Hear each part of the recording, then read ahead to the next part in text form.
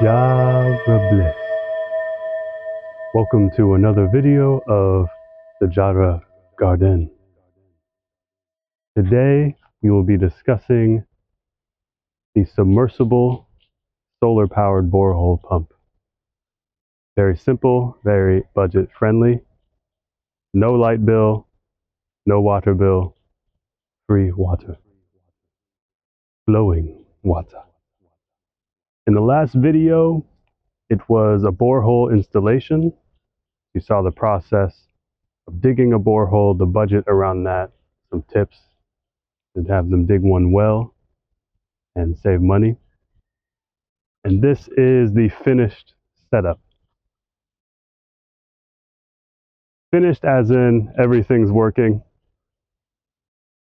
So the form is here, and I'll be adding and building up as we go along. And happy full moon. It's a full moon today. So the energy is up. So here, this is a 1,000 liter water tank. In Ghana, they call them poly tanks. We have a foundation just of natural building materials, clay, sand, gravel. I used a lot of the fine rock that was drilled through when the borehole was drilling, as well as clay that came up. A few cement blocks I found around the property, and some palm fronds, the big ones, as kind of beam supports. So I've built up the foundation, and I have some palm fronds reinforced. I'm going to continue to add the foundation a bit wider just to be safe. 1,000 liters, although that is plenty water. Usually water tanks are 3,000 liters, 6,000 liters. Those you want to make sure you have a very strong base for. But 1,000 liters, this will hold it perfectly fine. See the flow, it's quite heavy. This is tapped it really comes up if you pump it. So all that's happening here is there's an intake line from the borehole. There's a pump inside of it, and there's a solar panel on top. The pump is DC powered, and that means when the sun is shining, it'll power on the pump, and the pump will send water from the borehole through this pipe into the tank. This is a simple adapter I have. I can just install this if I want to fill something up bigger, like another barrel or a wheelbarrow. I can do that easy. Also have adapters for a sprinkler system. There's some really nice sprinklers you can get in Ghana. Supply Master is a manufacturer I'd recommend. You can order them online. Only about 40 cedis, which is about $4. And it's just a rotary sprinkler. If you have decent water pressure, you can route a hose to that, and it'll 360 water your whole garden. When you buy a water tank, they had the holes pre-drilled. They had two at the bottom, one at the top. So one I used as the intake, one as the outtake. The other one at the bottom, I'll show you in our garden walk later. It's just plugged. And then I drilled another hole on the backside where this is, a bit lower than the intake, and that's the overflow. The solar panel also has a breaker at the top, and that's how you can turn it off and on if you need to. The water is very nice. It's not salty. We're near the coast here, near the ocean, and they had to dig far down. The borehole depth is 100 meters. We hang the pump around 50 meters, I would say. And the water's clean, not salty. It's recommended not to drink the water initially because there might be bits of plastic where holes would drill, or the piping, any dirt, any remnants that come in. You want that to filter out. I believe the recommended is 2 weeks. I'll probably wait a month and it's easy to treat. You can just unscrew the lid and get a wheelbarrow stand on top. If anything managed to get in at the top, you can scoop it out. You can also add water treatment additives if you want. I don't plan on using any chemicals. I have a theory of using ash from a fire, sprinkling it in every few weeks, every few days. I'll do some research on that to make 100% sure that is fine.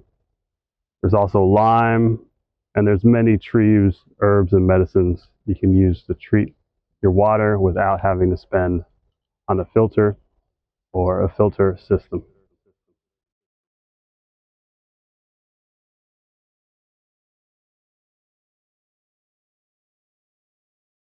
All right. Let's just take a stroll through the garden. I'll show you the system, how it's functioning, how it's working, and to peruse as usual.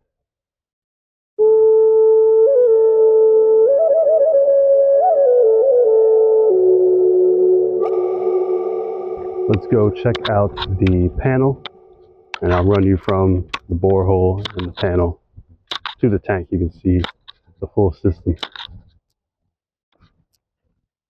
Here's our main road. We're in the process of widening it further because the excavator that's going to come to dig the pit for the home is quite large. Here is the solar panel. The borehole is right beneath, and you can see all this material here, stuff that was dug up from the borehole, rocks, clay, and mud near the top.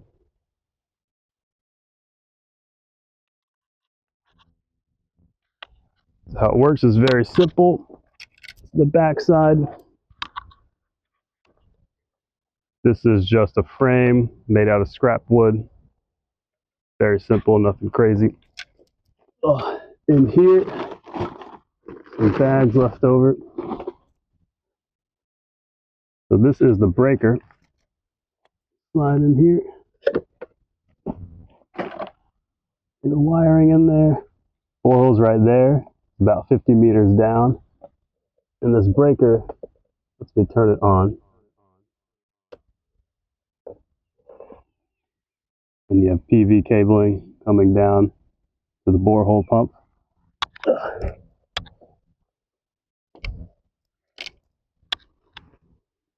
So it pumps water up through the pipe here. We bury the pipe.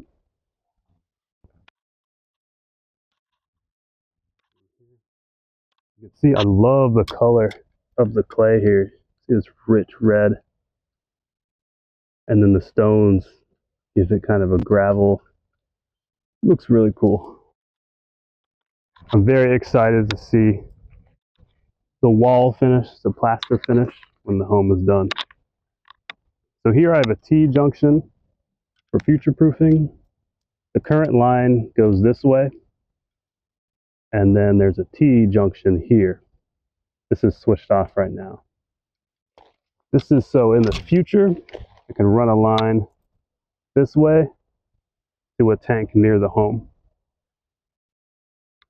It's going to go underground, so I'm waiting for the excavator to come. That way it doesn't break the line or damage it by running over it to dig the pit. So for now, this is off. You can use it later. Instead, it runs straight here up. Buried. Let's go through the back.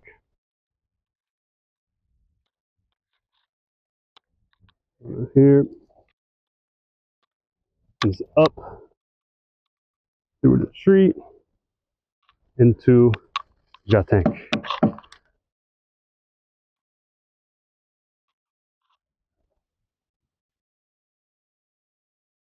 Yep.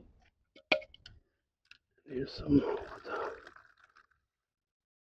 So this is just partially full. The flow is very nice. And the water is very. You could drink this now, but I'm gonna wait a few weeks just to be 100% safe. Use it on the plants. the tank. This is an adapter I mentioned earlier. I'll show you the back side where the overflow is. One love, one heart, here is the overflow system. So just drilled a hole in the tank, my circular saw, tank ball valve, the HDPE compression pipe, and then this is extra HDPE left over. This is the pipe that goes into the borehole. You can use it above ground as well. Just bury it properly. I used, see if I can find, here's one. Palm frond, they have very thick stalks. See without the leaves. If you get the mature ones, you can lay them in the ground over the pipe and then bury them. That'll protect them. Also, if you have bamboo, you can split the bamboo in half, lay the bamboo over the pipe. That'll protect it underground. So when the tank is full, you can see this outtake is lower than the intake. If it ever reaches this point, the water will just flow out naturally to here. And I'll put a rock here and surround it. I'm going to plant a plantain and some other things that they self-water. Here's an agave. The channel for that too. And this is the hole that was pre-drilled and we just plugged up. And that is the system. Very simple, very satisfying to get water on the land. It's made watering very easy. No longer have to carry buckets from the house where we're staying. And it means we can plant plenty more. So some updates for the garden.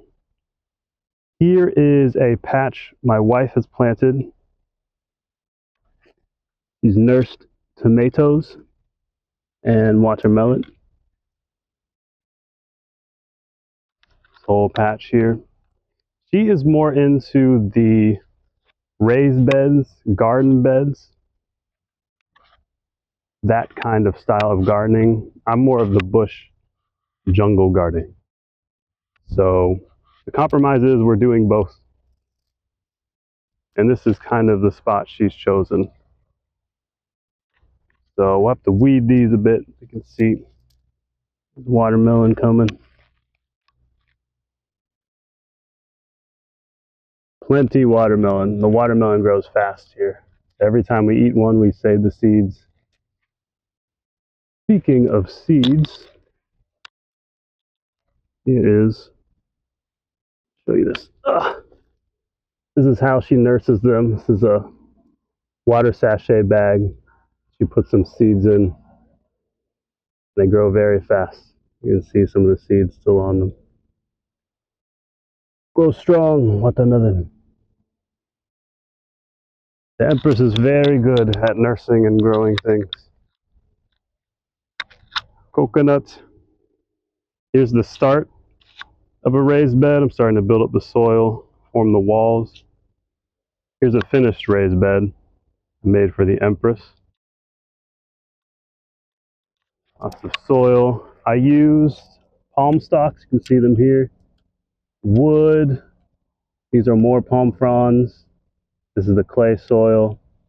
And then I filled it with black soil, compost, a whole bunch of nutritious things for the plants.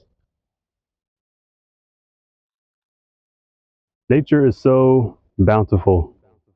You can use anything you have available for what you need. Planted in here, we have more watermelon seedlings. These were just planted yesterday. They're catching now. Ginger, wife nursed, and tomato. Here's some more palm fronds you can see. This is what I mean, big stalks here. And these are so useful. They provide really nice shade. Let's say the sun's a bit too hot. You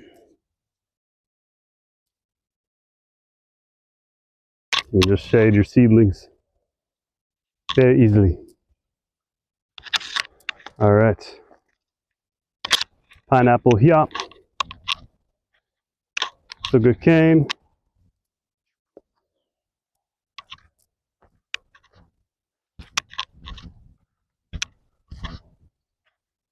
There's a papaya.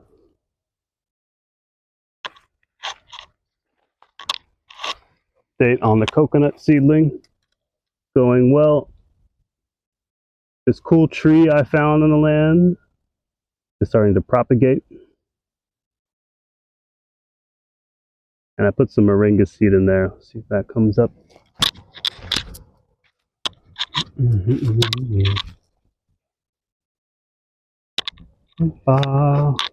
These are big coconuts.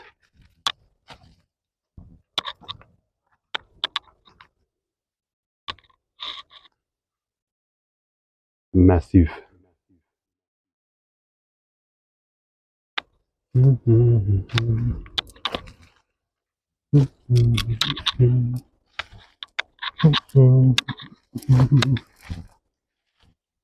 You're not for I feel like I just met you for the first time. Banana, lemongrass,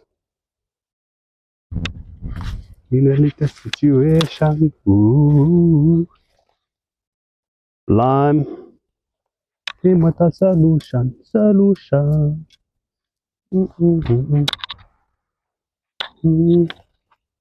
Lemongrass, mango. Show you a few more coconut seedlings. And these are the moringa seed pods. Right here.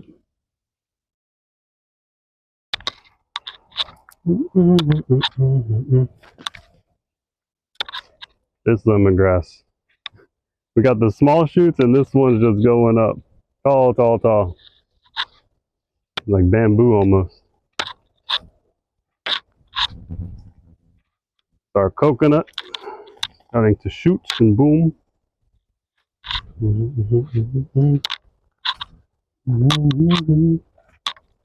Solution, solution.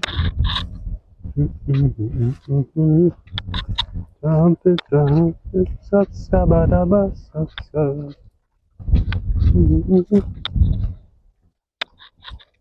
Here is where the larger poly tanks will go, and these will be for a rainwater collection system.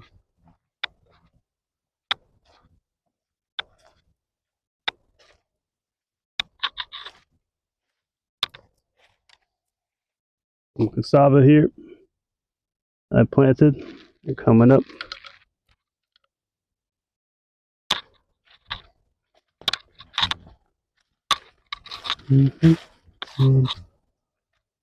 Coconuts.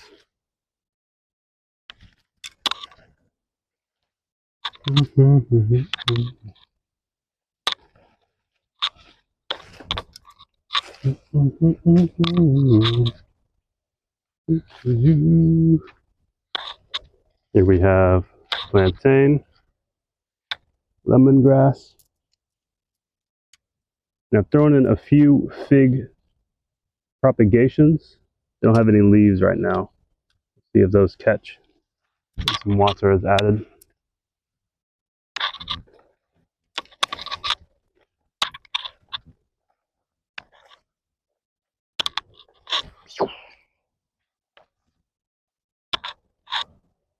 Citronella.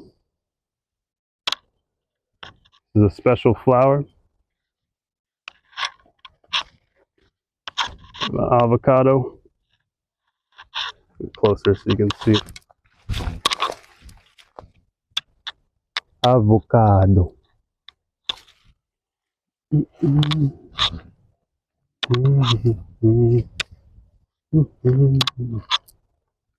All right. Here we have a plantain. lemongrass, and this is a tomato. You see how big it's grown, and it's only 3 days old. I'm not sure why this one is growing as fast. Well, I am sure. There's a special soil mix here, or some soil I got from the sea, near the sea. And I guess tomatoes love the soil, so I'm going to be using that with tomatoes more often. I'll go collect some next week, bring it over to her. My Empress is nursing hers. See, it already has flowers. I put the stick in so it has something to climb up. Very bountiful. Baby mango.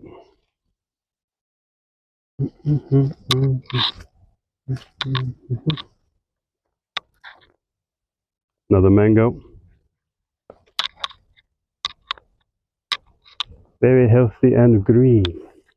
Sublime and serene. Almost as if we are walking through a dream.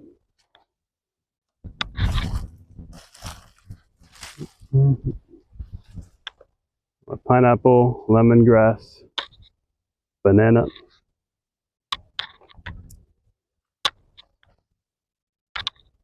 papaya, matcha,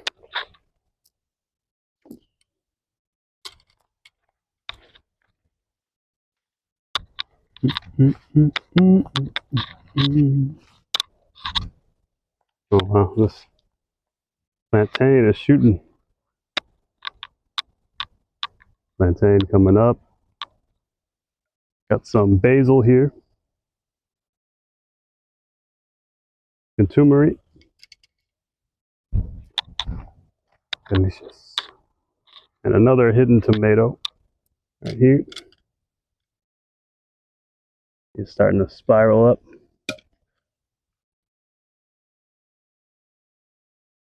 Get that going. And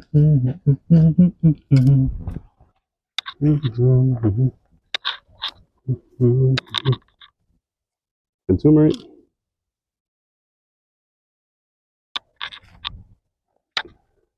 And turmeric. Lemongrass. Sugar cane. And turmeric there. I don't know if you can see it. Oh, got a little, I'm not sure, a beetle of some kind. Here. Oh, there it goes. I have noticed so many new insects and a lot more birds on this land. I think it's because the cutting brings fresh vegetation to turn it in soil. It attracts all the insects. And then once the birds learn that I'm here every day, basically chopping and planting, it's a feast for the species here. So the garden has been very active. Here's an apple.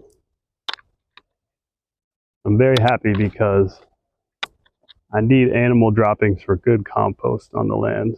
So the birds will be making very rich soil. The banana. Baby plantain still holding on. You can do it, plantain. I believe in you. Pineapple. Growing well. Papaya.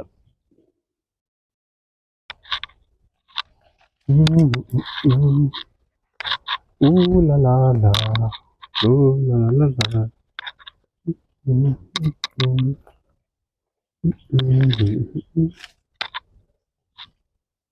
Coconut.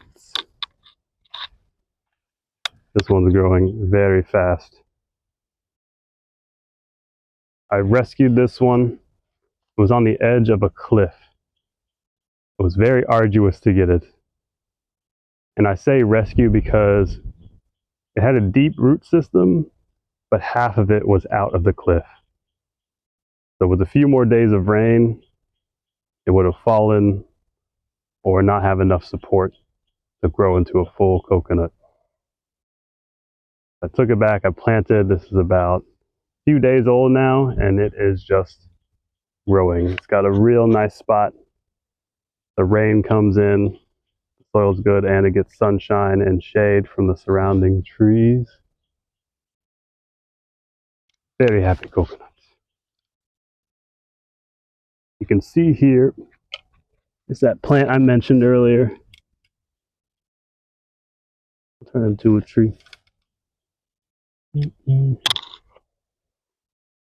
All right. There's always much more to show you in the garden.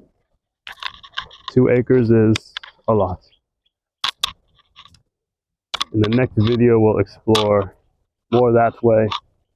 There's a whole realm of new things on the far side.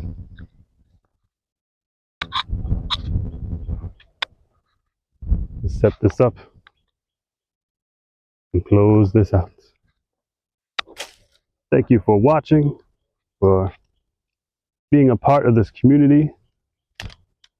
It means a lot. Your support, your kind words. I'm getting some very nice emails. Yeah, if anyone would like to visit, there are plenty hotels and resorts around. Of course, if you come when our house is finished, you're welcome to stay there. Yeah, Ghana's an amazing place, and Boutre and Busha have plenty accommodations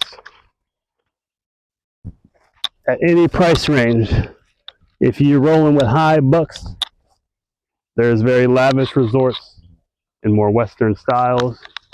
If you're traveling on a budget, there's very nice places where good local food, cheap rooms, and anything in between. If you're looking for an African style or a Western style, there's many people doing lodging around this area. You can find a nice place to stay. And for surfing, Busia is where it's at. The surfing there is so fun. Oh, Ghana is beautiful.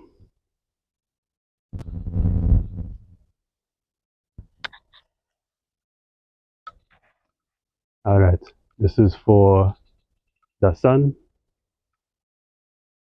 the flowing water, the plantain there, this tree, and you. Thank you for watching.